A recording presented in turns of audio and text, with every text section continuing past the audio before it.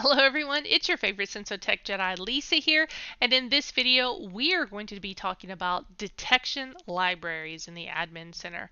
So we have a lot of great pre-built libraries that come with your subscription if you're part of our safeguarding bundle, but there are going to be times where you are going to need to modify that or create your own library or even import your own library into the system. Maybe you're moving from another system that you already have this extensive list of keywords, URLs, and things that you want to block and set up or raise violations for.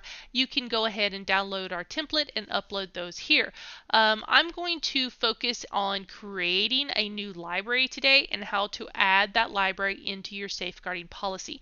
Now, if you have questions about the safeguarding policy, you will need to reference our video about policies. Again, as with all of our videos, I will put links to those in the description below that will link you to the video about policies and also the KB articles about this and creating policies. Now, with manage libraries, let's start from the beginning as if you're creating your own library. Now, these are going to be additions into libraries that we have pre-built into the software. So let me go ahead and click, and we're going to call this test. Now, with any sort of policies or libraries, I like to build it first and then enable it so that when we turn it on, it has all the information contained within it. Library visibility. This is going to be the visibility of this library for your sites. So if you have on-site techs that are helping you at different schools and you may not want them to apply this particular library to that site, you can limit who can see this library. So I'm going to go ahead and click confirm. This is just going to create the library. We need to still go to edit to add information into this library. Again, you have that site visibility built into this. So in here, I'm going to a little bit more information, the name of it, the phrases as we build this up, and you see the library space you have remaining. I'm going to go ahead and click the plus sign, and now I can add my term in. In this example, I'm just going to add in VPN. Now this can be a phrase, it can be a URL, it could be a Windows caption. There's so many possibilities for what this can be, so think about that when you are putting this phrase in as to what it is that you're wanting to do. Now keep in mind, keyword detection does not block it. It only raises a alert about it in your violation alerts area in the admin center, in the logging area. So if you're wanting to block these sort of things, keyword detection is not going to do that.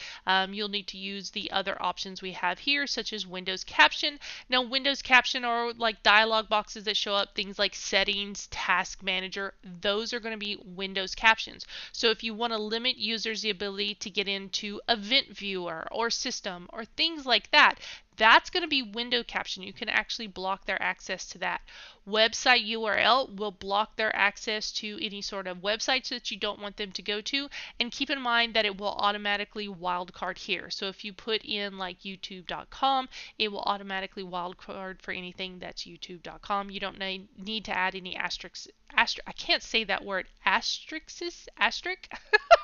Oh my gosh, it's like statistics. How do you say that word? So I apologize for not saying that word right, but you know what I mean. It's going to automatically wildcard for you.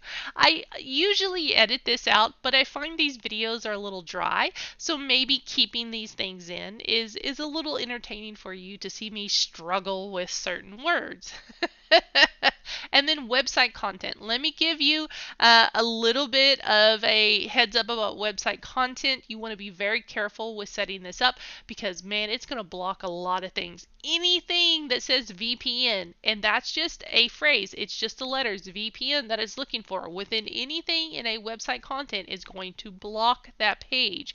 So you really want to be very careful when you set up website content because the phrase itself is just looking for those words and letters in there. So you need to make sure that if you're utilizing this, you will block a lot of websites and website content based off of something as simple as like this VPN. And then application, you can actually block applications that they can open on devices. Now again, the action here, you have block or whitelist. You can block, but you can also whitelist things. Maybe you're getting a lot of false positives for something and that you want to add this in so that you go ahead and whitelist it so you stop receiving those false positives, or it stops something that is on site for your campus that's a particular keyword or caption or URL or what have you that you don't need to raise a violation for or you don't need to block. You can go ahead and whitelist that right here. Take a screenshot. Again, if you are familiar with our logging and safeguarding policy, you might want to grab a screenshot of when a student goes to this or when a user goes to this so you can see the context around it. You have that ability here, and then you can add the severity level. If you want to receive an alert about it, that's going to be in those urgent and critical categories, or if you just want to set it as something that just grabs that information and puts it into the logging area for you, you can just change the severity level to low, medium, or high. And then when you've done that, you click confirm to go ahead and close that down and add it into your list. Now, once you have created your list, uploaded your list, and clicked confirm, there is one extra step the first time that you create this that you need to do. Back over here in your main portal, wherever you have applied your safeguarding policy, you need to activate this list. Now, this again is just the first time that you are creating this. After the fact that you have started this and you are adding information in, it will automatically add it in. But if it's a new library, you will need to turn it on essentially. So I've gone into my policy. I'm going to go in and edit my policy, and down here you'll see that it will need to be turned on. If I had clicked confirm, that test policy will show up here and it will be unchecked, and I will need to check that policy to go ahead and confirm and add it, and then click confirm here so that it turns on. But anything that I add to that test policy after the fact, I don't need to do this step unless I'm creating a new library. And I think that's something that, even though we have that in the KB article about this, that's a step that a lot of people miss, and they don't enable it here, and they also don't turn it on in their safeguarding policy as well. All right, guys, that is detection libraries. I'll see you in the next one.